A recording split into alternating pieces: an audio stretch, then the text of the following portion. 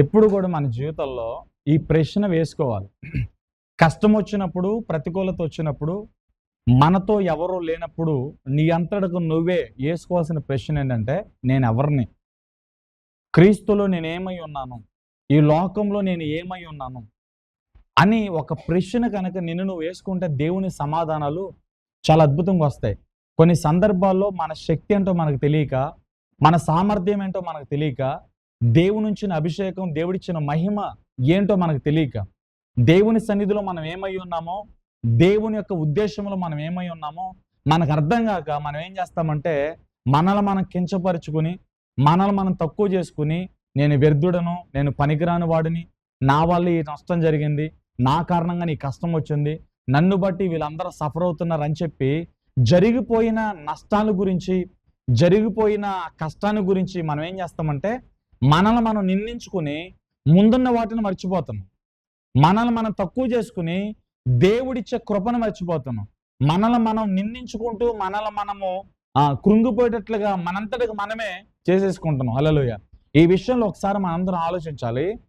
నీవు క్రీస్తులో ఏమై ఉన్నావో, ఈ లోకంలో దేవుడు నిన్ను ఎలా నియమించాడో అన్నది పరిశుద్ధ గ్రంథంలో నుంచి కొంతమంది వ్యక్తుల జీవితాల్లో నుంచి మనం చూస్తే, అసలు నువ్వేంటో, ఈ భూమి మీదకి దేవుడు నిన్ను ఎందుకు తీసుకొచ్చాడో, నీ ద్వారా దేవుడు ఎలాంటి కార్యాలు చేయబోతున్నాడో, నీలో దేవుడు ఉన్న మహిమ ఏంటో, దేవుడిచ్చిన ఆత్మ అభిషేకం యొక్క విలువేంటో, ఆ క్యాబిలిటీ ఏంటో మనకు అర్థమవుతుంది. హల్లెలూయ.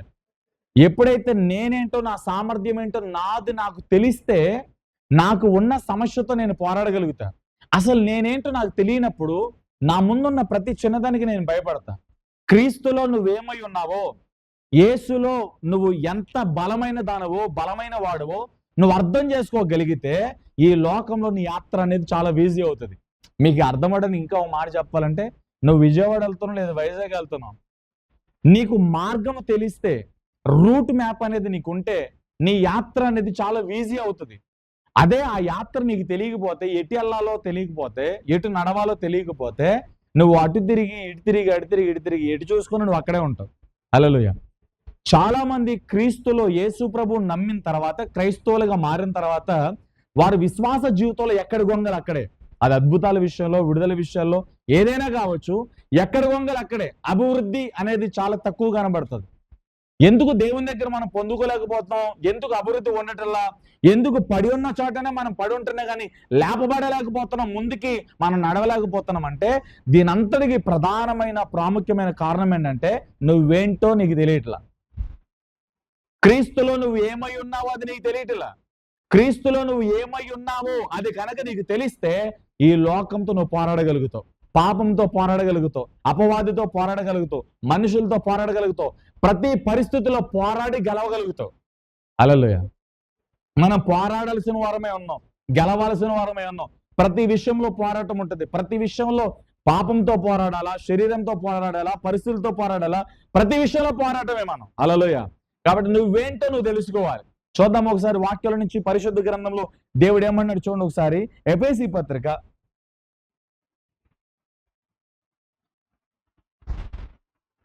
దానికి ముందు ఇంకో మాట నేను చదివిస్తానే. మొదటి యోహాను పత్రిక తెరవండి అందరూ కూడా. మొదటి యోహాను పత్రిక 3వ అధ్యాయము 1-2 వచనాలు మీరు చదవండి ఒకసారి. మీరు ఎవరికి వారు ఆ వాక్యాన్ని చదవాలి, నాకు వినిపించాలి. యెహోషువ మొదటి యోహాను పత్రిక 3వ అధ్యాయము 1-2 వచనాలు చదవండి.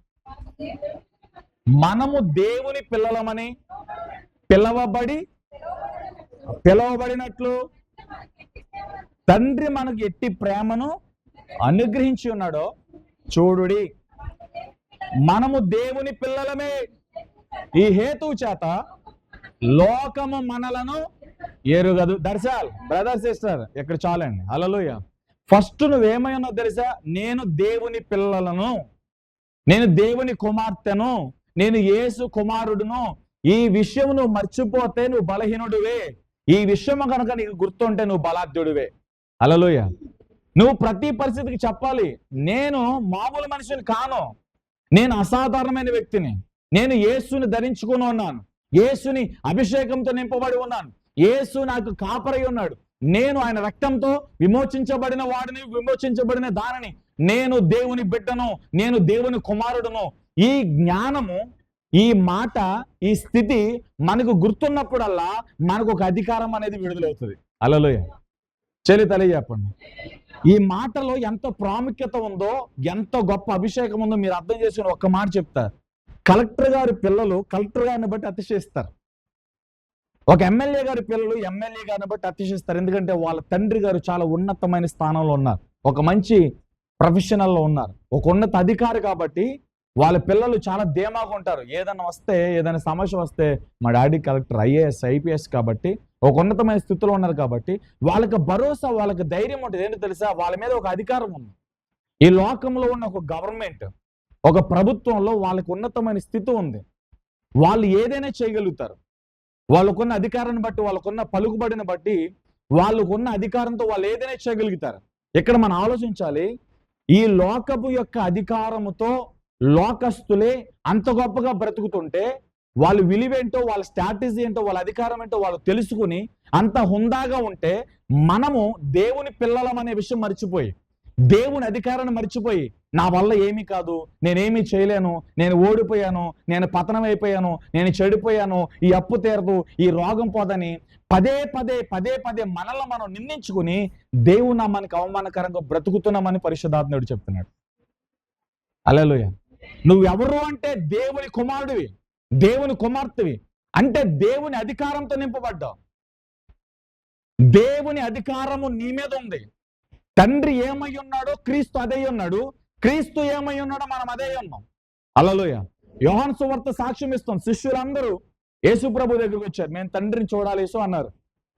యేసు ప్రభు చాలా క్లియర్ గా చెప్పారు, తండ్రి నేను ఏకమై ఉన్నాం. వినాలా? ఇవన్నీ చదివేస్తా కావద్దు, నేను కొన్ని ప్రాముఖ్యమైన మాటలు చదివేస్తా. తండ్రి నేను ఏకమై అనగా ఒకటై ఉన్నాం. మీరు నేను ఏకమై ఉన్నాం, మీరు నేను కలిసి ఉన్నాం. కాబట్టి తండ్రి నేను ఏకమై ఉన్నాం. నన్ను చూస్తే తండ్రిని చూసినట్లే, నాతో మాట్లాడితే తండ్రితో మాట్లాడినట్టే. నేను తండ్రి ఎలా ఏకమై ఉన్నామో మీరు నన్ను బట్టి తండ్రితో ఏకమై ఉన్నారని చెప్పారు. హల్లెలూయా. అంటే యేసును బట్టి, ఆయన అధికారాన్ని బట్టి, ఆయన నీతిని బట్టి, ఆయన రక్తాన్ని బట్టి మనం అందరం కూడా తండ్రికి కుమారులము, కుమార్తెలము. హల్లెలూయా. దేవునికి కుమారుడిగా, కుమార్తెగా ఉన్నామంటే దేవుని అధికారం ఏదైతే ఉందో, దేవుని రాచరికం ఏదైతే ఉందో, దేవుని ప్రభావం ఏదైతే ఉందో దానంతటికి మనం వారసులము. హల్లెలూయా. ఈ విషయం కొంతమంది మర్చిపోతున్నారు. వారినే చూసుకుంటారు, వారి సామర్థ్యం వారినే చూసుకుంటారు, వాళ్ళ బలం వారు చూసుకుంటారు, వాళ్ళ బలహీనత వాళ్ళు చూసుకుంటారు. నిజమే, ఈ లోకంలో మనం బలహీనులం, పాపాత్ములం, అసహ్యులం, కంపు వారం, కుళ్ళిపోయిన వారం, చెడిపోయిన వారం, నల్లటి వారం, చీకటి వారం. అలాంటి మనలను దేవుడు ప్రత్యేకపరిచి పిలుచుకుని ప్రతిష్ఠించుకుని తన రక్తంతో కడిగి విలువైన సొత్తుగా దేవుడు చేసుకున్నాడు. ఆయన కుమారులుగా, ఆయన కుమార్తెలుగా దేవుడు మార్చుకున్నాడు. ఇప్పుడు నువ్వు లోక సంబంధం కాదు, లోకస్తుడు కాదు. నువ్వు ఎవరు అంటే నువ్వు దేవుని కుమారుడవు, దేవుని కుమార్తెవు. హల్లెలూయా. దేవుని కుమారుడు అనగా, దేవుని కుమార్తె అనగా దేవుని రాజరికపు అధికారము కలిగిన వాడు, దేవుని రాజరికపు అధికారము కలిగిన దానవు. నువ్వు దేని గురించి ప్రార్థిస్తావో, నువ్వు దేనికి ఆజ్ఞాపిస్తావో అది జరుగుతుంది. అలలు నిన్న ఆల్రెడీ ప్రేయర్లో చెప్పాను, దేవుని వాక్యముతో అనుసంధానము కలిగిన వారు, పరిశుద్ధాత్మ దేవుని అభిషేకంతో నింపబడిన వారు ఆజ్ఞాపిస్తే 2 పరిచర్యలు జరుగుతాయని చెప్పా. ఒకటి, దేవదూతల పరిచర్య జరుగుద్ది. పరిశుద్ధులు ఎవరైతే ఏదైతే ఆజ్ఞాపిస్తారో అది దేవదూతలు చాలా వేగంగా పరిచర్య ప్రారంభిస్తారు. అట్ ది సేమ్ టైం మరొక పక్క పరిశుద్ధాత్మ దేవుడు కూడా ఆ పరిశుద్ధుడుగా, ఆ పరిశుద్ధత కలిగిన ఆ వ్యక్తి, క్రీస్తుని అనుసరిస్తున్న ఆ వ్యక్తిని గౌరవించి పరిశుద్ధాత్మ దేవుడు కూడా పనిచేస్తాడు. 2 రకాల పరిచర్య జరుగుద్ది. నీతిమంతుడి ప్రార్థన, పరిశుద్ధుడిగా, నీతిమంతుడిగా ఎవరైతే క్రీస్తుని పోలి జీవిస్తాడో, క్రీస్తుని అనుసరించి నడుస్తాడో, పరిశుద్ధునిగా బ్రతుకుతాడో ఆ వ్యక్తి మాట చాలా పవర్ఫుల్ అని చెప్పా. ఆ వ్యక్తిలో ఉన్న అభిషేకం చాలా ఉన్నతమైంది, తన వాడే వస్తువులు చాలా ఉన్నతమైనవి, తన ఒంటి మీద వస్త్రాలు చాలా అభిషేకం కలిగినవి, తను నడిచే స్థలం అభిషేకం, తను ఎక్కడ చేయించితే అక్కడ అద్భుతాలు మేలు జరిగింది. ఎందుకని తెలుసా? అతడు దేవుని కుమారుడుగా, దేవుని అభిషక్తుడిగా ఉన్నప్పుడు అతనిలో నుండి దేవుని ప్రభావం వెల్లడవుతుంది. హల్లెలూయా. చూడండి, పేతురు దేవుని మహిమతో నింపబడ్డాక, దేవుని ఆత్మతో నింపబడ్డాక, దేవుని పరిశుద్ధుడిగా మారిన తర్వాత అతనిలో నుంచి రాజరికపు అధికారం బయటకు వచ్చింది. హల్లెలూయా. అసలు పేతురు భయస్థుడు, పిరిగివాడు. ఒక రకంగా చెప్పాలంటే ఏ విషయంలోనూ యోగ్యుడు కాదని చెప్పాలి. ప్రతి విషయంలో తొందరపాటే, ప్రతి విషయంలో కంగారు పడేవాడే. యేసు ప్రభుని అనేక మంది శోధించిన వ్యక్తిగా కనబడతాడు మనకి. హల్లెలూయా. కానీ దేవుడు ఎన్ని తిట్టినా, ఎన్నిసార్లు గద్దించినా, ఎన్నిసార్లు ఎన్నన్నా ప్రభుని మాత్రం విడిచిపెట్టాలి. మన ఎట్ట ఉందుము గాక.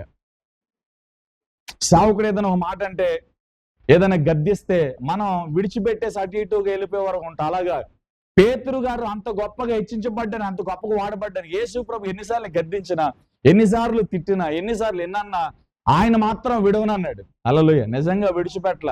ఒకే ఒకసారి ప్రవచన రీతిగా కోడి కొయ్యకు ముందే 3 సార్లు నేను ఎవరో నువ్వు ఎరగవని చెబుతావు పేతురని యేసు ప్రభు చెప్పినట్లుగా ఎగ్జాక్ట్ ఆ 3 సార్లు అబద్ధం ఆడాడు అంతే. తర్వాత తన తప్పు తెలుసుకున్నాడు, అభిషేకంతో నింపబడ్డాడు, మేడగదిలోనికి వెళ్ళారు. హల్లెలూయా. మేడగదిలోనికి వెళ్ళిన తర్వాత, అభిషేకంతో నింపబడిన తర్వాత వీళ్ళు దేవుని సొత్తుగా మారారండి, దేవుని కుమారులుగా మారారు, దేవుని కుమార్తెలుగా మారారు. ఆ 120 మంది భూమి మీదకి వచ్చిన తర్వాత, ఆ మేడగదుల నుంచి నేల మీదకి వచ్చిన తర్వాత, ఆ మరుసటి దినము నుండి వారి ప్రవర్తన మారింది, వాళ్ళ మాట తీరు మారింది, వారి క్రియలు మారాయి. వారు ఎక్కడ నిలబడితే అక్కడ ఉద్యమం వచ్చింది, వారు ఎక్కడ నిలబడితే అక్కడ అభిషేకం వెల్లడైంది, వారు ఎక్కడ నిలబడి అక్కడ ప్రార్థిస్తే భూకంపాలు కలిగాయి. హల్లెలూయా. అంటే ఇదంతా ఎందుకు జరిగింది? వాళ్ళు మేడగదిలోనికి వెళ్ళక ముందు వాళ్ళ మీద వాళ్ళు డిపెండ్ అయ్యారు, వాళ్ళ బలాన్ని వాళ్ళు చూసుకున్నారు. వారు మేడగదిలోనికి వెళ్ళిన తర్వాత నేను అనేది చచ్చిపోయింది, నాది అనేది చచ్చిపోయింది. వారు మేడగదిలోనికి వెళ్ళిన తర్వాత వాళ్ళ సర్వస్వం క్రీస్తు అయి ఉన్నాడు, వాళ్ళ సర్వస్వం యేసై ఉన్నారు. అటువంటి పేతురు మేడగదిలో నుంచి బయటకు వచ్చిన తర్వాత ఒక్క ప్రసంగం 3000 ఆత్మలు పట్టుకున్నాడు. 3000 మందిని ముంచడమే సరిపోయింది పేతురు గారికి. హల్లెలూయా. అందుకే ఇక్కడ ఉన్న వారందరూ కూడా నెగిటివ్ గా మాట్లాడక, నీ నాలుక మీద శాపం వద్దండి, ఎవరిని శపించొద్దు, నిన్ను శపించుకోవద్దు. దాన్ని మూర్ఖత్వపు విశ్వాసం అంటారు, దెయ్యపు విశ్వాసం అంటారు. దెయ్యాలు కూడా దేవుని సన్నిధిలో వణికి భయపడుతున్నాయి, కానీ వాటి విశ్వాసం ఏంటో తెలుసా? నెగిటివిటీ. ఇది జరగదు, ఇది అవ్వదు, నువ్వు వాడబడో, నువ్వు హెచ్చించబడో, నీ స్థితి ఇంతే, నీ గతి ఇంతే, నీ బ్రతుకు. ఇది దెయ్యాల విశ్వాసం. చాలా మంది ఎలాగా మాట్లాడతారు, వాళ్ళ దెయ్యం ఉందన్నమాట. హల్లెలూయా. దేవుని పిల్లలు అలా కాదు. ప్రతి విషయంలో నా దేవుడు ద్వారం తెరుస్తాడు, అద్భుతం చేస్తాడు. ఈ రోజు కాకపోయినా రేపు, రేపు కాకపోయినా ఎల్లుండి నా దేవుడు చేస్తాడంతే. వారిని వారు ఉరికొలుపుకుంటారు, వారిని వారు బలపరుచుకుంటారు. వారిలో పరిశుద్ధాత్ముడు ఆ నైపుణ్యత, ఆ జ్ఞానం ఇస్తాడనమాట. హల్లెలూయా. చేలెత్తాలి చెప్పండి. పేతురు ప్రసంగిస్తే 3000 మంది మారిపోయారు. ఎంత అద్భుతం. ఇంకా మనం ముందుకు వస్తే పేతురు ద్వారా అనేక అద్భుతాలు జరిగాయి. చచ్చిపోయిన స్త్రీ బ్రతికించబడింది. తన నీడ ఏ రోగి మీద పడితే ఆ రోగులు అందరూ కూడా స్వస్థపరచబడ్డారు. ఈ పేతురులోనికి రాజరిక అధికారం ఎక్కడి నుంచి వచ్చింది? ఈ పేతురులోనికి ఇంత అభిషేకం ఎలా వచ్చింది? ఎలాంటి పేతురు ఎలా మారిపోయాడు? ధోనిలో చేపలు పట్టుకునే పేతురు మనుషులు పట్టే జాలరికి ఎలా మారాడు? అద్భుతాలు, సూచికలు, మాత్కార్యాలు ఎలా జరుగుతున్నాయి? చచ్చని స్త్రీని ఎలా లేపాడు? ఒక ప్రసంగం ద్వారా అన్ని వేల మందికి బాప్టిజం ఎలా ఇవ్వగలిగాడంటే ఒకటి ప్రాముఖ్యమైనది, క్రీస్తులో పేతురు ఉన్నాడు, యేసులో పేతురు ఉన్నాడు. యేసు అభిషేకం పేతురులో ఉంది, యేసు పౌరసత్వం పేతురులో ఉంది. యేసు అభిషేకం ద్వారా, ఆయన రాజరికపు అధికారము ద్వారా పేతురు ఘనమైన పాత్రగా వెలిగించబడ్డాడు. హల్లెలూయా. ఎక్కడా భయపడలా. ఆఖరికి ఫైనల్ గా చావు దగ్గరకు వచ్చినప్పుడు, నేను నా ప్రభువు అంత గొప్ప నేను కాదు కాబట్టి నన్ను తలకిందులుగా సిలువేయండి అని చెప్పి తలకిందులుగా సిలువేయించుకున్నాడు. చావు కూడా భయపడలా, మరణానికి కూడా భయపడలా, అప్పగించుకున్నాడు దేవునికి. హల్లెలూయా. చేలు తెలియజెప్పండి. కాబట్టి బ్రదర్ సిస్టర్, ప్రతి చిన్నదానికే, అప్పుకే, రోగానికే అప్పు ఉంటే ఏమైందంట? నువ్వు పరలోకానికి పోవా అప్పు ఉంటే? ఆలోచించండి. నీకు పెద్ద అప్పే ఉంది, నాకు ఉంది, నీకు ఉంది, అప్పు ఉంది. అయితే ఏమైపోయింది? నీకు పరలోకానికి డ్యామేజ్ అయ్యే స్థితి ఏం లేదే. నువ్వు అప్పుల్లో ఉన్నావు కాబట్టి దేవుడు నేను నిన్ను కోరుకోను అని అంటున్నాడా? నువ్వు నాకు వద్దు అని అన్నాడా? అప్పు ఉంది, రోగం ఉంది, బలహీనత ఉంది. హల్లెలూయా. పరలోకానికి ఏమైనా ఆటంకమా? చెప్పండి. మరి దేనికి ఏడుస్తున్నాం, దేనికి బాధపడుతున్నాం? నరం లేని నాలుకలు, మనుషుల్లో నుండి అపవాది చాలా రకాలుగా గుండెలు పగిలే మాటలు మాట్లాడతాడు. తట్టుకునే మాటలు కాదు అవి. ఒక్కొక్క మాట ఒక్కొక్క గుణపోలాగా దిగుద్ది, కన్నీరు కారిపోతూ ఉంటది. నిలబడలేం, తల ఎత్తలేం, దిగబడిపోద్ది మన తల.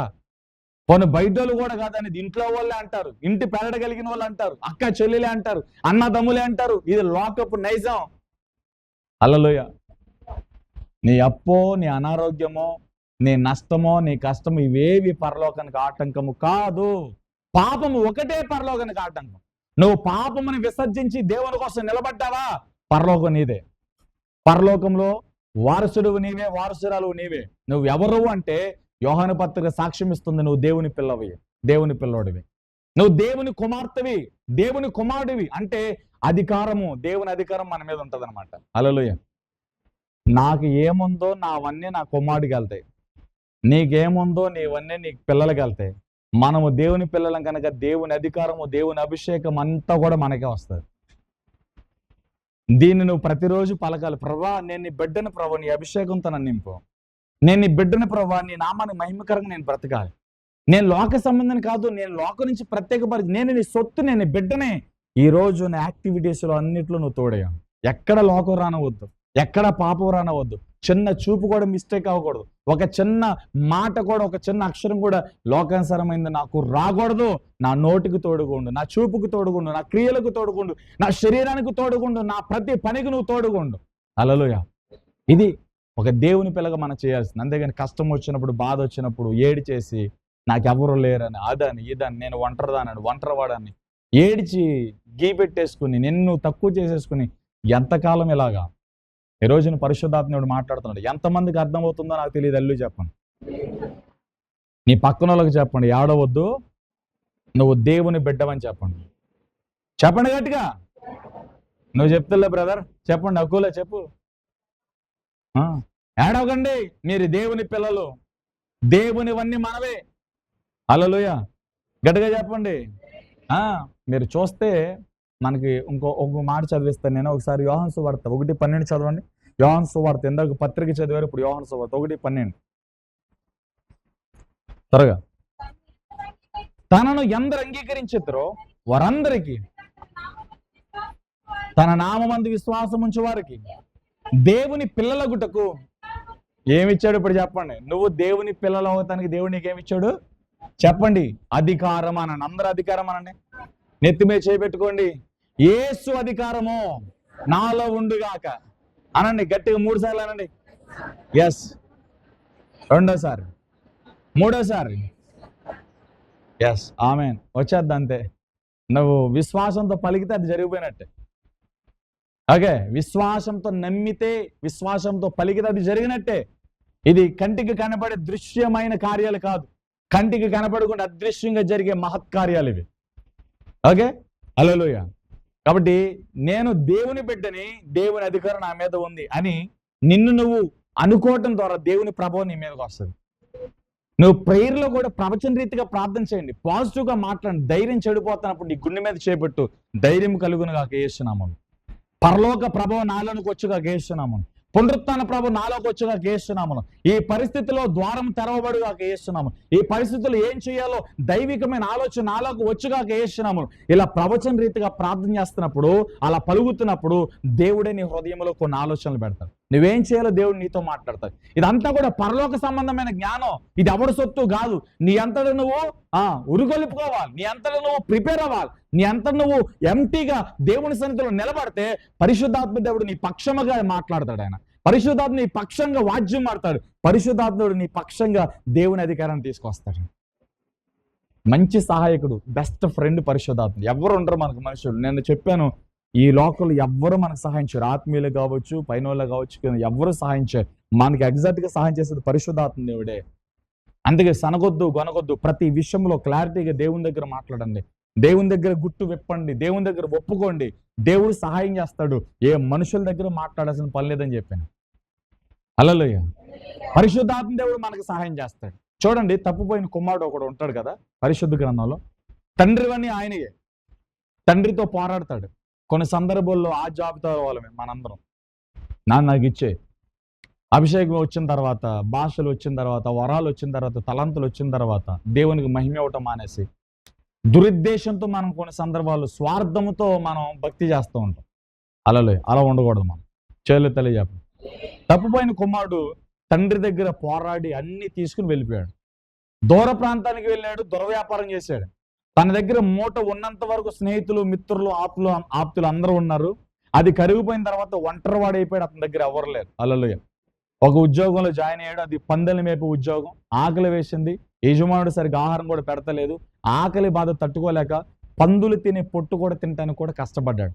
అలా పందులు తినే పొట్టు తింటున్నప్పుడు అది తినలేక అప్పుడు జ్ఞానం కలిగి, బుద్ధి కలిగి, జ్ఞానోదయం అయ్యి గుర్తుకొచ్చింది, నేను పరలోకానికి తండ్రికి విరోధంగా పాపం చేశాను. హల్లెలూయా. తండ్రికి తగ్గ యోగ్యుడును లేకపోతే కుమారుడుగా నేను ఎటువంటి అర్హత కలిగిన వాడిని కాను. ఒక పనివాడిగా నా తండ్రి ఇంటి వద్ద అనేక నివాసాలు ఉన్నాయి, చాలా మంది పనివారికి పనులు ఉన్నాయి, వాళ్ళందరూ పనులు చేసి తగిన జీతాన్ని పొంది చాలా దర్జాగా బ్రతుకుతున్నారు. నేను కుమారుడిగా యోగ్యుని కాకపోయినా కనీసం పట్టుకుట్టు కోసమైనా నేను వెళ్ళి బ్రతకడానికి పని చేసుకోవాలని చెప్పి తండ్రి ఇంటికి వచ్చాడు. హల్లెలూయా. చెల్లి తల్లి చెప్పండి. ఇతడు నేను దాసుడిగా రావాలనుకున్నాడు. కుమారుడిగా ఉండడానికి యోగ్యుని గాను నేను దాసుని అనుకుని వస్తున్నాడు. తండ్రి ఇంటికి ఎలా వస్తున్నాడు చెప్పండి? కుమారుడు మనసుతో వస్తున్నాడు, దాసుడు మనసుతో వస్తున్నాడు? మీరే చెప్పాలి. ఎందుకని? అతనికి అర్థమైంది, నా తండ్రి నన్ను బ్రతిమలాడాడు, వద్దురా, అది చేయొద్దురా, పాపం చేయొద్దురా, పాపం చూడొద్దు, పాపం మాట్లాడొద్దు, పాపం చేసేటప్పుడు 5-10 నిమిషాలు పాపం చేసేటప్పుడు బాగుంటది, త్రాగేటప్పుడు బాగుంటది, తినేటప్పుడు బాగుంటది, మాట్లాడేటప్పుడు నోరు ఉంది కదని చెప్పి గదివేషం బాగుంటది, డబ్బులు ఉన్నప్పుడు వడ్డీలకి ఇచ్చి వడ్డీ సొమ్ము తిని బాగానే ఉంటది, వడ్డీల సొమ్ము తింటున్నప్పుడు బాగానే ఉంటది, వడ్డీలకి ఇస్తున్నప్పుడు బాగానే ఉంటది, అబద్ధాలు ఆడుతున్నప్పుడు బాగానే ఉంటది, తాగుతున్నప్పుడు బాగానే ఉంటది, విచ్చలవిడిగా మాట్లాడుతున్నప్పుడు బాగానే ఉంటది, పాపము ఏ ద్వారంలో చేసినా బాగానే ఉంటది, కానీ దాని పర్యవసానం మాత్రం చాలా వేరుగా ఉంటది. దేవుడు చెప్పాడు, నువ్వు అలా చేయొద్దు, నువ్వు అలా వెళ్ళొద్దు, నాతో ఉంటేనే నీకు శ్రేష్టం, నాతో ఉంటేనే నీకు క్షేమం, నాతోనే ఉండు, నీ అన్న నాతో ఉంటున్నట్లుగా నువ్వు నాతోనే ఉండు, నన్ను వదిలి వెళ్ళొద్దురా అని మొత్తుకున్నాడు. వినలా? హల్లెలూయా. చెల్లి తల్లి చెప్పండి. హల్లెలూయా, హల్లెలూయా. ఎంత దారుణం. చాలా మంది అలాగే వెచ్చలవిడిగా మాట్లాడతారు, చాలా కష్టంగా మాట్లాడతారు. దేవుడు చూడట్లేదు కదా అనుకుంటారు, దేవుడు వినట్లేదు కదా అనుకుంటారు. వాళ్ళు కళ్ళు ముయ్యబడ్డాయి. దేవుడు ప్రతిదీ వింటున్నాడు, ప్రతిదీ చూస్తున్నాడు. హల్లెలూయా. చెల్లి తల్లి చెప్పండి. ఇంకో మాట, ఏదో వడ్డీల గురించి మాట్లాడా. మీలో ఎంతమంది వడ్డీలు కడుతున్నారు నాకు తెలియదు. హల్లెలూయా. కొంతమంది ధర్మ వడ్డీ కదన్నా, రూపాయి వడ్డీ కదా, 2 రూపాయల వడ్డీ కదా. చిన్నది పాపమేంటి, పెద్ద పాపమేంటి? చిన్న తప్పండి, పెద్ద తప్పండి. నీకు చేతనైతే సహాయం చేసుకో, లేకపోతే నీకు ఉన్నాయని దాచుకో. వడ్డీకి ఇచ్చావు, నువ్వు పాపివే. పాపినైతే నాకు భాషలు ఎలా వస్తున్నాయి, దేవుడు నాకు ఎలా దర్శిస్తాడు, నాకు కళలు ఎలా వస్తాయి, దర్శనాలు ఎలా వస్తాయి, దేవుళ్ళు నేను ఎందుకు ఎలా ఎదుగుతున్నాను? హల్లెలూయా. చెక్ చేసుకో. అది బ్రహ్మపరిచాత్మేం, దురాత్మేం చెక్ చేసుకో. హల్లెలూయా. చెల్లి తల్లి చెప్పండి. నిజమైన క్రైస్తవులు వడ్డీలకి డబ్బులు ఇవ్వరు, వడ్డీల మీద ఆధారపడరు, వాళ్ళు కష్టపడి పని చేసుకుంటారు అంతే. నా దగ్గర డబ్బులు నేను వడ్డీలకి ఇచ్చాను అంటే తీసుకున్నవాడు పరిస్థితి బాగోలేక తీసుకుంటాడు, అతని పరిస్థితి బాగోక తీసుకుంటాడు, అతని పర్ల. హల్లెలూయా. కానీ ఇచ్చే వాళ్ళ గురించి దేవుడికి లెక్కప్ చెప్పాలి. ఎవరైతే డబ్బులు వడ్డీలకి ఇస్తున్నారో, రూపాయి వడ్డీ, పావల వడ్డీ కూడా. ధర్మ వడ్డీ అంటే చాలా మంది రూపాయి 2 రూపాయలు అనుకుంటారు. నువ్వు పావల వడ్డీకి వచ్చాను, 10 పైసలు వడ్డీకి ఇచ్చిన పాపమే. మీలో ఎంతమంది ఈ వాక్యాన్ని అంగీకరించారు నాకు అనవసరం. పరిశుద్ధాత్ముడు ఏది చెప్పాడు అది ఫైనల్ అంతే. హల్లెలూయా. వడ్డీలకి ఇవ్వడానికి వీల్లేదు. వడ్డీ సొమ్ము భయంకరమైన పాపం, దేవుడు మొత్తం కక్కిస్తాడు. హల్లెలూయా. మీ దగ్గర ఏదైనా డబ్బులుంటే దాచుకోండి, లేదా వాళ్ళ మీద నమ్మకం ఉంటే ఇచ్చుకోండి, అది మీ వ్యక్తిగతం. ఏ పరిస్థితుల్లో అయినా, ఏ కోణంలోనైనా, అది సావుకుడే కావచ్చు, విశ్వాసే కావచ్చు, ఎవరైనా యేసుక్రీస్తు కుమారుడిని, యేసుక్రీస్తు కుమార్తెని, దేవుని వారసత్వం నా మీద ఉందని చెప్పి ఎవరైనా వడ్డీలకి కనుక సొమ్మునిస్తే వారు ఖచ్చితంగా పాపం చేస్తున్నారు. హల్లెలూయా. చెల్లి తల్లి చెప్పండి. దానికి బైబిల్ ఒప్పుకోదు. బైబిల్లో ఉన్న ప్రిన్సిపల్స్ అన్ని వేరు, మన ప్రిన్సిపల్స్ అన్ని వేరు. హల్లెలూయా. చెల్లి తల్లి చెప్పండి. ఇతను వినలా, వెళ్ళిపోయాడు, దుర్వ్యాపారం అన్ని పోగొట్టుకున్నాడు. వచ్చేటప్పుడు ఎలా వస్తున్నాడంటే కుమారుడుగా కాదు, దాసుడిగా వస్తున్నాడు. భయపడుతూ వస్తున్నాడు, బిక్కిబిక్కమంటూ వస్తున్నాడు, స్లోగా నడుచుకుంటూ వస్తున్నాడు. కానీ ఎదురు చూపులతో ఉన్న తండ్రి దూరంలో దురస్థితిలో ఉన్న వ్యక్తిని గుర్తుపట్టి పరిగెత్తుకుంటూ వెళ్ళి మీద పడి ముద్దు పెట్టుకుని కౌగిలించుకున్నాడు. హల్లెలూయా. అంటున్నాడు, అయ్యా నేను కుమారుని కాను, నేను దాసుడును, నేను చీకటితో ఉన్నా, నేను కంపుతో ఉన్నా, నేను బురదతో ఉన్నా. హల్లెలూయా.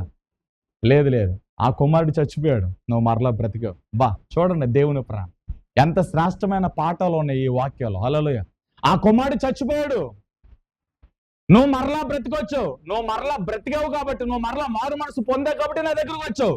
చచ్చిన మనసు నీలో ఉంటే, చెడిన మనసు నీలో ఉంటే నువ్వు రియలైజ్ అవ్వు, నీ తప్పును ఒప్పుకో, నీ పాపాన్ని విడిచిపెట్టవు. నీ పాపాన్ని విడిచిపెట్టావంటే ఎస్ నిజమే, నాది తప్పు, నేను తప్పు చేశానని తప్పును తప్పుగా ఒప్పుకొని నిన్ను సమర్థించుకోకుండా దేవునికి అప్పగించుకొని నువ్వు మారు మనసు పొందితే సరి. హల్లెలూయా. ఈ కుమారుడు చూడండి, తండ్రి నేను కుమారుడిగా యోగ్యుని కాను, నేను చెడిపోయాను, నేను చీకట్లో ఉన్నాను, నేను కుమారుడిగా ఉండటానికి నాకు యోగ్యత లేదు. నువ్వు గడ్డం పట్టుకుని బతిమలాడినా నేను నీ మాట వినలా, నాకు నచ్చినట్లుగా ప్రవర్తించాను అంటే లేదు, నువ్వు దాసుడు కాదు. నువ్వు ఏ పాపం చేసినా, నన్ను విసిగించిన, నన్ను గాయపరిచిన, నా మాట కాదన్నా, నన్ను త్రోసుకుని వెళ్ళినా నేను నీ కోసం చేతులు చాపాను. చప్పట్లు కొట్టండి. నేను నీ కోసం చేతులు చాపా. నీ మీద నేను నేరం మోపను, నీ మీద నేను తప్పు మోపను.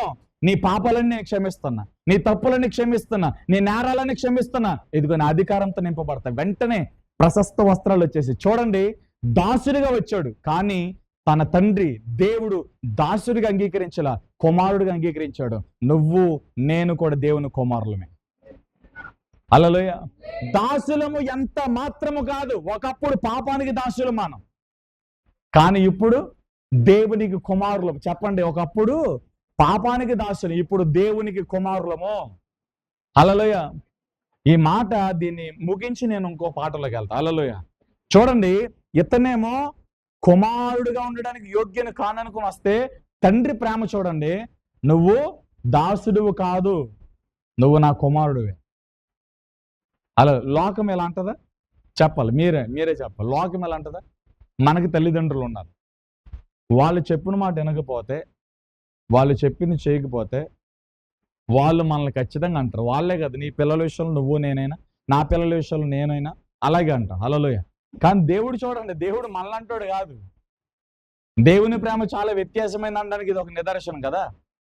ఇతనేమో నేను పరలోకానికి యోగ్యుడిని కాను, కుమారుడిగా ఉండడానికి యోగ్యుని కాను, నేను తప్పు చేశానని పశ్చాత్తాపడి దుఃఖపడి ఏడుస్తున్నాడు అతను. కానీ ఇక్కడ దేవుడు ఏమంటాడు తెలుసా? నువ్వు దాసుడు కాదు, నువ్వు కుమారుడివే. హల్లెలూయా. అద్భుతం జరిగింది. నువ్వు నా కుమారుడివే అని హత్తుకున్నాడు.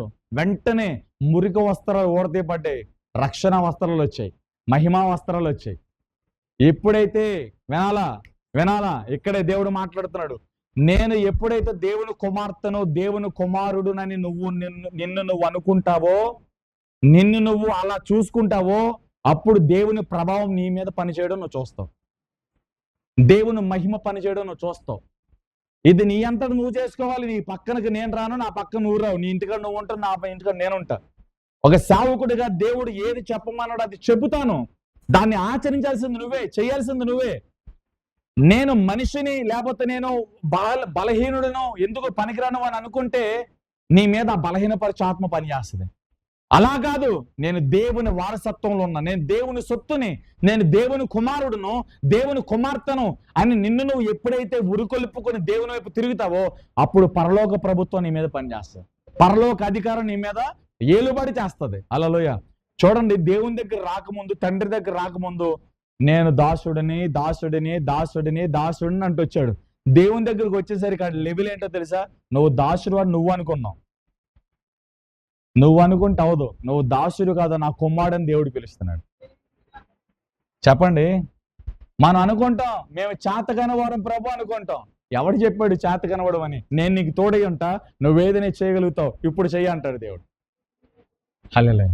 ప్రభా ఇప్పుడు దాకా చాలా సందర్భాల్లో ప్రయత్నం చేసే, నా వల్ల కాదు అని మనం అంటాం. ఇప్పుడు నేను నీ పక్కన ఉన్నా, ఇప్పుడు నువ్వు ప్రయత్నం చేయి అంటాడు దేవుడు కదా. పేతురు కూడా ఏదన్నాడు కదా, రాత్రంతా కష్టపడ్డాం, మేము సముద్రంలో పుట్టి పెరిగిన వాళ్ళం, మాకు అన్నీ తెలుసు, ఏ టైంలో వలేస్తే, ఎక్కడ ఏ లోతున వలేస్తే చేపలు పడితే తెలుసు, ఎక్కడ వేయాలో అక్కడ వేసేసాం, ఎన్ని ప్రయత్నం చేయాలో అన్ని ప్రయత్నాలు చేసేసాం ప్రభా, అయినను హల్లెలూయా నీ మాట చొప్పున నువ్వు ఎక్కడ ఆగమంటే అక్కడ ఆగుతా, ఎక్కడ వలయమంటే అక్కడ వలేస్తా. నీ మీద మాకు గౌరవం ఉంది ప్రభా, నీ మీద మాకు నమ్మకం ఉంది, నువ్వే చెప్తా అది చేస్తాం ప్రభా, నీ మాట చొప్పున మేము చేస్తాం. యేసు ప్రభు మాట విన్నారు, ఎక్కడ పడవాపమంటే అక్కడ పడవేపారు, ఎక్కడ వలసరమంటే అక్కడ వల విసిరారు, విస్తారమైన చేపలు పడ్డాయి. ఇది దేవుని అధికారం. తన బలముతో ప్రయత్నించినంత ఒక్క చేప కూడా దొరకలా, దేవుని మాట చొప్పున ప్రయత్నం చేసినప్పుడు విస్తారమైన ఆశీర్వాదం వచ్చింది. నీ జీవితంలో నా జీవితంలో మనం ఇదే నేర్చుకుందాము గాక, ఈ స్థితికి మనం వచ్చేదము గాక. హల్లెలూయా. ఎవ్వరు వర్రీ పడవసరలా, దిగులు చెందవసరలా. మిమ్మల్ని గురించి ఆయన చింతిస్తున్నాడు. మీరు దేవుని బిడ్డలండి, మీరు దేవుని కుమారులండి, మీరు దేవుని కుమార్తెలండి, మీరు పరలోక రాజ్య సంబంధులండి. రాజరికపు అధికారం మన మీద ఉంటుందండి. హుందాగా మనం భక్తి చేయాలండి, హుందాగా మాట్లాడాలండి. మనల్ని మనం కించపరచుకోవడం, మన పిల్లలకి తక్కువ చేసి మాట్లాడడం, మీ భర్తలను తక్కువ చేసి మాట్లాడడం, మీ భార్యను తక్కువ చేసి మాట్లాడడం, ఏ వ్యక్తిని తక్కువ చేసి మాట్లాడద్దు. వ్యక్తిని వ్యక్తిగా గౌరవించాడు. అందుకనే వాక్యం చెప్పి నిన్ను వాళ్ళని పొరుగు అని ప్రేమించు. హల్లెలూయా.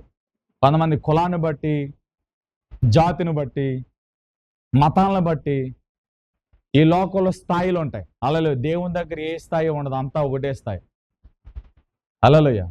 దేవుని దగ్గర కులం ఉండదు, మతం ఉండదు, వర్గం ఉండదు, స్థాయిలు గీంత మొత్తం జాంతానే. హల్లెలూయా. హల్లెలూయా. దేవుని దగ్గర అంతా ఒకటే లెవెల్లో ఉంటది. దేవుని కుమారులు, దేవుని కుమార్తెలు అంతే. మన కులం అంతా ఒకటే. యేసు రక్తం మన కులం, పరిశుద్ధత మన కులం.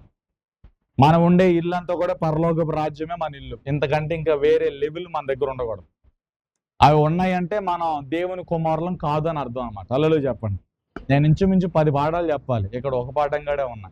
ఎన్ని పాఠాలు అవుతాయో నాకు తెలియదు, ఎప్పుడు ఈ వాక్యం అవుద్దో నాకు తెలియదు. హల్లెలూయా. కానీ మొత్తం చెప్పేస్తా. మొత్తం చెప్పే వరకు మిమ్మల్ని లేకనాను.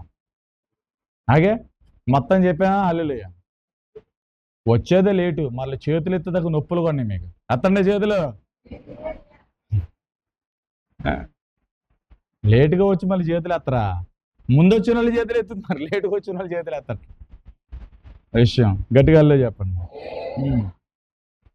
తప్పుపోయిన కుమారుడేమో నేను ఎవరో దాసుడు, కానీ దేవుడు తండ్రి కుమారుడు. మనం దాసులుగా ఉన్నాం ఒకప్పుడు, నిజమే. ఇప్పుడు పాపంలో లోకంలో దాసులుగా ఉన్నాం, కానీ ఇప్పుడు దేవుని కుమారులు కుమార్తెలం. తీస్తారు అంటనే వస్త్రాలు మారిపోయినాయి, తన లెవెల్ మారిపోయింది.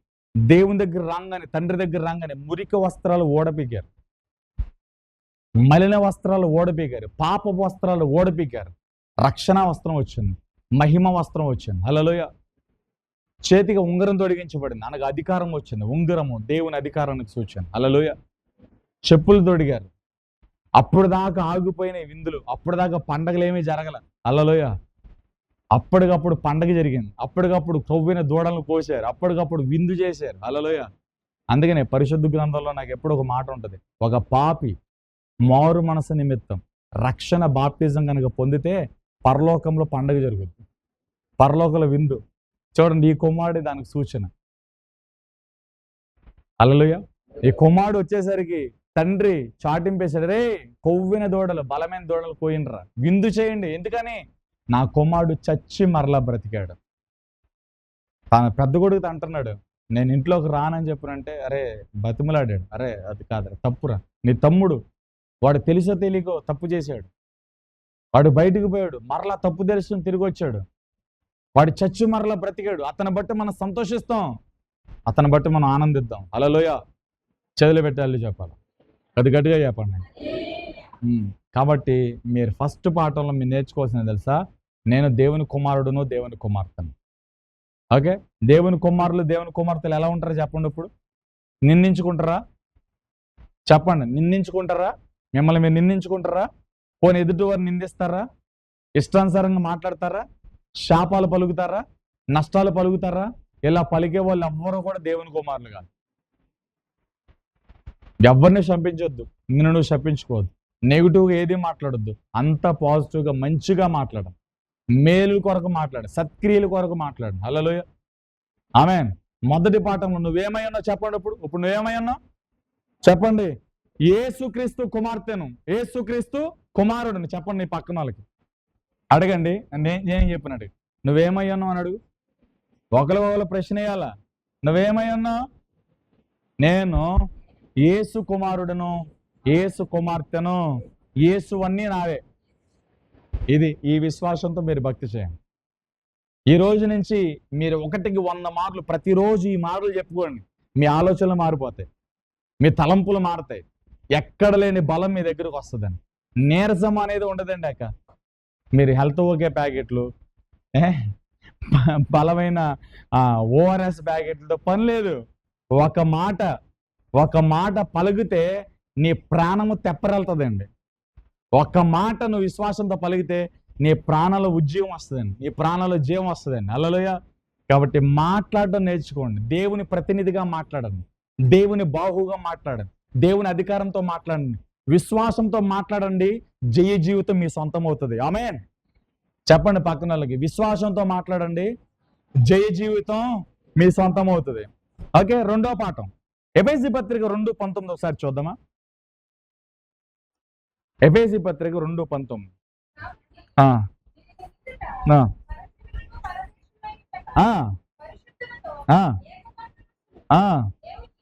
అది విషయం అండర్లైన్ చేయండి. ఇప్పుడు మీరు పరదేశులు కాదు, పరజనులు కాదు, అంటే దూరస్తులు కాదు, దేవునికి దూరంగా ఉన్నవారు కాదు. మీరు ఎవరు అంటే దేవుని ఇంటి వారు. అండర్లైన్, దేవుని ఇంటి వారు. మనం ఎవరని చెప్పండి. చెప్పండి. ఇదిగో అందరు నా వైపు చూడండి. మీ అడ్రస్ ఏంటి అని అడిగారు అనుకో, నా చిరునామా చెప్తా. బ్రదర్, నేను పలానా వెంకటాపురంలో ఉంటా, లేదా పలానా వరహాపట్నంలో నేను ఉంటా. ఒకప్పుడు అది చెప్పేవాను, ఇప్పుడు ఇక్కడ తెచ్చాను కాబట్టి నేను ఇప్పుడు ఇచ్చేస్తాను. హల్లెలూయా. చేయలే తెలియాలి. నా చిరునామా ఏంటి ఈ లోకంలో అంటే, నేను ఉండే ఆ రెసిడెన్సీ, ఆ హౌస్ యొక్క అడ్రస్ ఇస్తాను. హల్లెలూయా. ఇప్పుడు మన చిరునామా పరిశుద్ధ గ్రంథం ద్వారా దేవుడు మనతో మాట్లాడేది. మన చిరునామా ఏంటి అంటే పరలోకం. ఓకే, మన ఇల్లు ఎక్కడుంది ఇప్పుడు? చెప్పండి, మన ఇల్లు ఎక్కడుంది? మన ఏ ఇంటి వారం? ఈ ఇంటి వారమా? కాదు, ఇది టెంపరీ గుడారం. హల్లెలూయా చెప్పాలి. ఇది టెంపరీ. అబ్రహాంని పిలిచాడు, ఇస్సాకు వచ్చాడు, యాకోబు వచ్చాడు, వీళ్ళందరూ కూడా టెంపరీ గుడారాలే. వాళ్ళ యాత్రలో దేవుడు ఎక్కడ ఉన్నామంటే అక్కడ ఉండటం, గుడారా వేసుకోవడం, వెళ్ళిపోవడం, అంతే. వాళ్ళకి సొంత ఏమీ లేవు. హల్లెలూయా. పర్మనెంట్ గా నువ్వు ఎలాంటి ఇల్లు కట్టుకున్నది పర్మనెంట్ కాదు, నువ్వు ఏమి కొనుక్కున్నా పర్మనెంట్ కాదు. ఈ లోకంలో నీకు ఈ లెక్క పెట్టడానికి లేని ఆస్తుపాస్తులు ఉన్నా, మేడ మిద్దులు ఉన్నా, హల్లెలూయా, అదేది పర్మనెంట్ కాదు, అంతా టెంపరీ. దాన్ని విడిచిపెట్టి వెళ్ళిపోవాలి నువ్వు. హల్లెలూయా. అందుకనే తిమోతికి పౌలు గారు రాస్తారు, ఈ లోకంలో మనం ఏమి తేలా, ఇక్కడి నుంచి ఏమి తీసుకుని పోలేం. హల్లెలూయా. తెలియజెప్పండి. అన్న వస్త్రములు కలిగి తృప్తి చెందుదాం తిమోతి అన్నాడు. ఏం కలిగి? అన్న వస్త్రములు కలిగి తృప్తి చెందుదాం. ఎందుకు కొట్లాట్లు, ఎందుకో పొట్లాట్లు, ఇది నాది, ఇది నాది, ఇది నాది. ఏది నీది? చచ్చిన తర్వాత ఏది తీసుకెళ్ళవు. కనీసం నిన్ను ఎలా చేశారో కూడా నీకేం తెలియదు, ఎవరు ఏడుస్తున్నారో ఎవరు నవ్వుతున్నారో కూడా నీకేం తెలియదు. చచ్చిన మరుక్షణము సూర్యుని కింద జరుగు ప్రతి కార్యకలాపాలను మర్చిపోతాం. హల్లెలూయా. ఆమేన్ చెప్పండి. నీకు కింద ఉన్న ఏమి గుర్తుండవు, భూమి మీద జరిగి ఏమి గుర్తుండవేక. హల్లెలూయా. తల్లి చెప్పాల, కొద్ది గట్టిగా చెప్పానండి. దేవుని ఇంటి వారము. చెప్పండి, మన వారసత్వం ఎక్కడుంది ఇప్పుడు? మీరు యెహోషువ గ్రంథం, నిన్న చాలా మాటలు చదివించా. యెహోషువ గ్రంథం కనుక చదివితే దాంట్లో మనకేం కనబడుతుంది అంటే, జయించడాలు, వారసత్వం పొందుకోవడాలు, ఆ జయించిన ఆ స్వాస్థ్యాలకు వెళ్ళిన తర్వాత ఆ స్వాస్థ్యాల్ని ఒక్కొక్క గోత్రానికి పంచిపెట్టడం, ఇవే చూస్తాం మనం. హల్లెలూయా. అనగా యెహోషువ గ్రంథం మొత్తములో ఇచ్చే సారాంశం ఒక్క మాటలో చెప్పమంటే మనం ఏం చెప్పొచ్చు అంటే, వారు కానాను యాత్రలో యుద్ధాలు చేసి వాళ్ళు పోరాడి గెలిచి వారసత్వాన్ని పొందుకున్నారు అనే దాన్ని మనం ఫైనల్ అవుట్పుట్లో ఇవ్వచ్చు. హల్లెలూయా.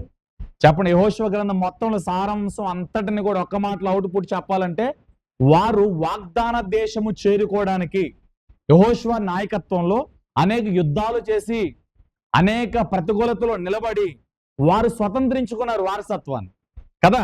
ఏంటండి బాబు అలా చూస్తారు? చెప్పండి, వాళ్ళు వారసత్వాన్ని స్వతంత్రించుకున్నారు వాళ్ళు వాగ్దాన దేశంలో కదా.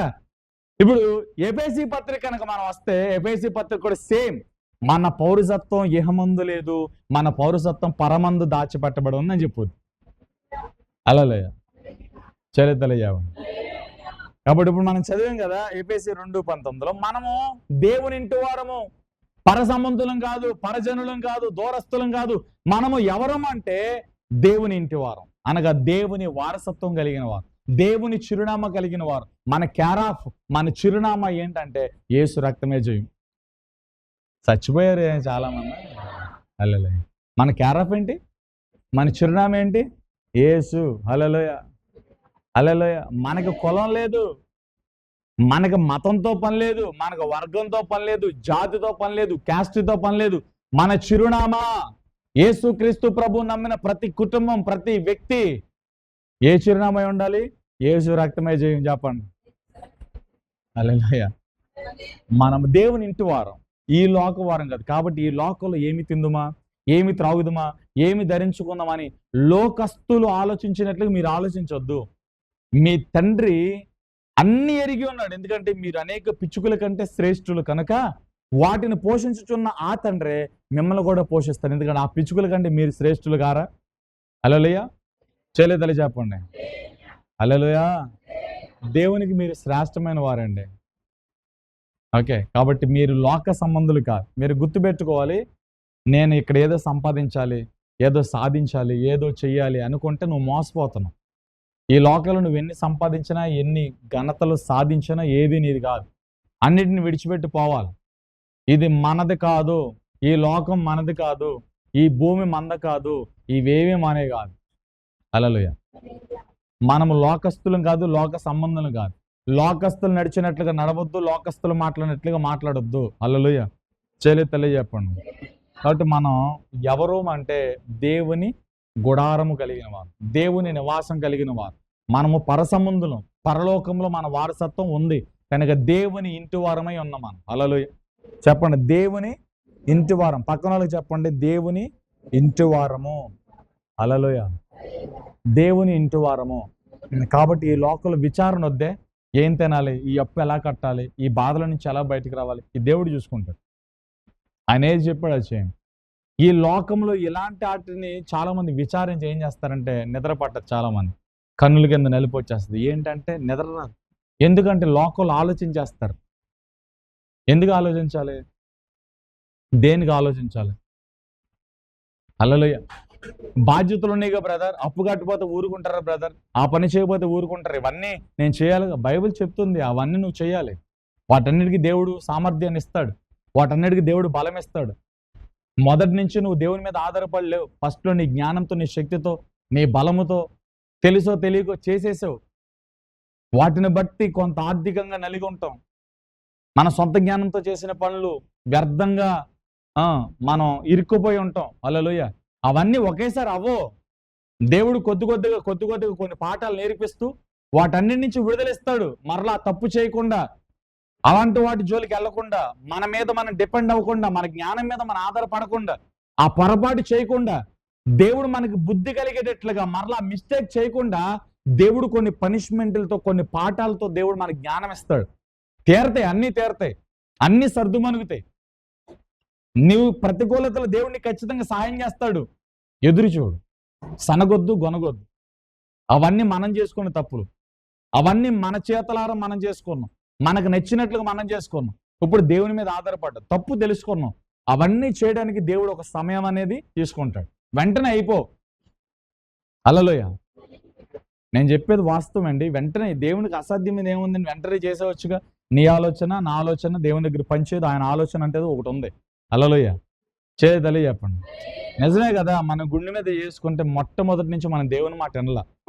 మనం దేవుని దగ్గరకు వచ్చి మారు మనసు పొంది మన నడతలను సరి చేసుకునేసరికి చాలా తప్పులు చేసాం. మనం చాలా నష్టాల్లో ఉన్నాం, చాలా పొరపాట్లు. దేవుడు చేయమంటే మనం చేస్తే అక్కడ తప్పు జరగదు. దేవుని జాబితా లేకుండా, దేవుని చిత్తం లేకుండా, దేవుని పర్మిషన్ లేకుండా, దేవుని ఇన్వాల్వ్మెంట్ లేకుండా, ఇది చెప్పిందనో, మనుషులు చెప్పారనో, డబ్బులు ఉన్నాయనో, సామర్థ్యం ఉందనో, మనల్ని మనం చూసుకుని సొంతంగా చేసి నష్టపోయాం. ఇప్పుడు దేవుని మీద ఆధారపడ్డాం. దేవుడు చేస్తాడు, అయితే కొద్దిగా టైం పడుతుంది. ఆయన కార్యం జరిగించేంత వరకు, ఆయన పూర్తి విడుదల ఇచ్చే వరకు, ఆయన స్వస్థపరిచే వరకు, ఆ స్థితిలో నుంచి దేవుడు పరిపూర్ణంగా మనల్ని బయటకు తీసుకొచ్చే వరకు కూడా మనము దేవునికి నమ్మకంగా, విధేయులుగా ఉండాల్సిందే. ఇది తప్ప వేరే ఆప్షన్ లేదు. ఇంకా అడ్డగోలుగా లేకపోతే అడ్డంగా వేరే వెళ్తే నువ్వే నష్టపోతావు. దేవుడు కార్యం చేసే వరకు దేవుని దగ్గర నమ్మకంగా ఉన్నాడు. ఆయన బలిష్ట రెక్కల కింద దీన మనసు కలిగి ఉన్నాడు. దేవునికి మొర్ర పెట్టండి, దేవునికి ప్రార్థించండి, దేవుడు మేలు చేస్తాడు. ఒక సమయం నీ కోసం దేవుడు హెచ్చించాడు. నీ కోసం దేవుడు ఒక సమయాన్ని కేటాయించాడు. ఆ సమయం వస్తుంది. ఆ సమయంలో దేవుడు ఉద్దేశించిన చిత్తము జరుగుతుంది. అది జరిగే వరకు ఓపికతో మీరు నమ్మకంగా దేవుని సేవించాల్సిందే. నేను చెప్పా, యెహోషువ 110 సంవత్సరాలు యెహోవాను మాత్రమే సేవించాడు. హల్లెలూయా. తన చుట్టూ ఉన్న జనులతో చెప్పాడు, మీరు ఎవరిని సేవిస్తారో ఎవరిని ప్రేమిస్తారో మీరు యోచించుకోండి. నేనును నా ఇంటి వారును యెహోవానే సేవించెదము అనేను. హల్లెలూయా. యెహోషువ అన్నమాట. మీరు అన్ని దేవతలు ఆరాధిస్తారా? వాళ్ళ ఆచారాలు ఆచరిస్తారా? మీ ఇష్టం. నేనును నా ఇంటి వారు యెహోవానే సేవించదము. హల్లెలూయా. మనము యెహోవానే సేవించాలి, దేవుణ్ణే సేవించాలి. ఎందుకంటే మనము ఆ ఇంటి వారు. చెప్పండి, పరలోకం మంది. మనము పరలోకం నుండి వచ్చాం. మనం అక్కడ వారం, ఇక్కడ వారం కాదు. ఈ లోకంలో ఏ గుడారం మంది కాదు, ఏ మేడ మిద్దె మంది కాదు. ఈ లోకంలో ఆస్తి నీది కాదు. నీ పేరు మీద రిజిస్టర్ అయి ఉన్నామో టెంపరీ. అది నీ పేరు మీద ఇల్లు ఉందేమో, కారు ఉందేమో, బండి ఉందేమో, ఏమైనా ఉండవచ్చు. అవన్నీ టెంపరీ. నువ్వు బ్రతుకున్నంత వరకే అవి. నువ్వు చచ్చిపోయిన తర్వాత నీ పేరు మీద నుంచి ఇంకోటి పేరు మీదకి వెళ్ళిపోదు. హల్లెలూయా. నీ అన్ని ఇంకోటి అనుభవిస్తాడు. నువ్వు కష్టపడి తినకుండా పిసనార్తనంగా దేవుని ఇవ్వకుండా అన్ని పోగేసుకుంటా చచ్చిపోతావు. అవన్నీ ఇంకొకటి పొందుకుంటాడు అంతే. హల్లెలూయా. చేతులెత్తి చెప్పండి, కొద్ది గట్టిగా చెప్పండి. కాబట్టి నీ వారసత్వం ఎక్కడుంది చెప్పాలా? మన ఇల్లు ఎక్కడుంది? మన క్యారాఫ్ ఎక్కడ? మన చిరునామా ఎక్కడ? పరలోకమే. మనము దేవుని ఇంటి వారమై ఉన్నాం. ఓకే, మనం ఈ లోక సంబంధులం కాదు, ఈ లోకస్తులం కాదు. ఈ విషయం నువ్వు తెలుసుకో. ఇది ఎందుకు చెప్పానంటే, ఈ లోకములో ఏమి తినాలి, ఏమి ధరించుకోవాలి, వాళ్ళు అట్టా సంపాదించారు, వీళ్ళు ఎట్టా సంపాదించారు, వాళ్ళు ఇల్లు కట్టేసుకున్నారు, నేను ఇంక ఈ పరదాలోనే ఉంటున్నా, ఈ గుడారాల్లోనే ఉంటున్నా, ఈ అప్పుల్లోనే ఉంటున్నా, అందరూ నా ముందు అభివృద్ధి చెందుతున్నారు. అది అభివృద్ధి ఏం కాదు. ఇల్లులు కడితే అది అభివృద్ధి ఏం కాదు. డబ్బు సంపాదిస్తే అది అభివృద్ధి ఏం కాదు. మేడలు మిద్దెలు కొన అది అభివృద్ధి ఏం కాదు. అభివృద్ధి ఆశీర్వాదం నువ్వు అనుకుంటున్నావేమో, బైబిల్ దానికి భిన్నంగా ఉంది. హల్లెలూయా. బాగా డబ్బు సంపాదించి మేడ మిద్దెలు కట్టి వడ్డీలకి తిప్పితే ఇదంతా అభివృద్ధి ఆశీర్వాదం అనుకుంటున్నారేమో. అది ఆశీర్వాదం కాదు, అభివృద్ధి కాదు. హల్లెలూయా. చెప్పండి. నిజమైన ఆశీర్వాదం, నిజమైన అభివృద్ధి ఉన్న స్థితిలో యెహోవా యందు ఆనందించేవాడే నిజమైన ఆశీర్వాదాన్ని పొందుకుంటున్నాడు. హల్లెలూయా. ఉన్న దాంట్లో దేవుని మహిమపరిచేవాడే నిజమైన ఆశీర్వాదంతో ఉన్నాడు. ఈ రోజు నూకలన్నం ఉంది, గంజన్నం ఉంది, పచ్చడన్నం ఉంది. ఆ గంజన్నను బట్టి ఆనందించేవాడు యెహోవా యందు ఆనందిస్తున్నాడు అతడు. హల్లెలూయా. చాలా మందికి అన్నీ ఉంటే కానీ దేవుని కనపరచలేరు, అన్నీ ఉంటే కానీ దేవుని మహిమపరచలేరు. కానీ మన దగ్గర ఏమీ లేకపోయినా దేవుని కనపరుస్తాం. హల్లెలూయా. కాబట్టి మేడలను చూసి, మిద్దెలను చూసి, ఆస్తిపాస్తులను చూసి, వాహనాలను చూసి, బంగారాలను చూసి, ఆభరణాలు చూసి, వాటిని చూసి, వీటిని చూసి మోసపోకుడి. ఈ లోకంలో ఉన్న ఏ వెలగల విలువైన వస్తువులు ఏది కూడా మనవి కావు. మనము యాత్రికులము, పరదేశులమై ఉన్నాము. ఈ లోకంలో మన గుడారాలు టెంపరరీయే, మనం అనుభవించే ఈవులు టెంపరరీయే, ఈ భూమి టెంపరరీయే, ఈ గాలి టెంపరరీయే, నువ్వు చూసే ప్రతి మనుషుడు టెంపరరీ. ఎవడు శాశ్వతుడు కాదు, ఏది శాశ్వతం కాదు. ఈ సత్యము నువ్వు తెలుసుకుంటే నీలో నుండి చింత ఇప్పుడే కాలిపోదు. నీలో ఉన్న చింత చావాలి అంటే నేను పరలోక సంబంధిని, ఈ లోక సంబంధిని కాదు అనే నిశ్చయితలకు నువ్వు రావాలి. వస్తారా? చింత కాలిపోద్దు ఇప్పుడే. నేను నిద్ర లేకుండా ఏ చింత అయితే, ఏ బాధ అయితే గలిబిలి చేస్తుందో, ఏ అప్పు అయితే పట్టుకుని వేలాడుతుందో, హల్లెలూయా. చెప్పండి. ఏదైతే టెన్షన్ పెట్టేస్తుందో, ఊపేస్తుందో, నిద్ర పట్టక ఏంటమ్మా నిద్ర పడతలేదు అన్నయ్య అంటారు. ఎందుకంటే పలానా రీజన్ చెప్తారు. ఆ రీజన్ చెప్తే బాగోదు కానీ డిఫరెంట్గా ఉంటాయి అవి. హల్లెలూయా. చెప్పండి. నిద్ర పట్టదా, ఆకలి వేయదా, ఆరోగ్యం పోతుంది కదా, దేవుని చిత్తాన్ని దూరం అయిపోతావు కదా. నీకు నిద్ర పడతల్లో ఆకలి వేయట్లేదంటే ఇంకా నువ్వు ప్రార్థన ఎక్కడ చేస్తావు? చింతలో ఉండి ఎలా ప్రార్థన చేస్తావు? నువ్వు చింతలో పరిశుద్ధాత్ముడు నీకు ఎలా పనిచేస్తాడు? అందుకే మిమ్ముని గురించి ఆయన చింతిస్తున్నాడు. మీ చింత యావత్తు ఆయన మీద వేయడి. హల్లెలూయా. నేను మరొక మాట చెప్పు ముందుకెళ్తా.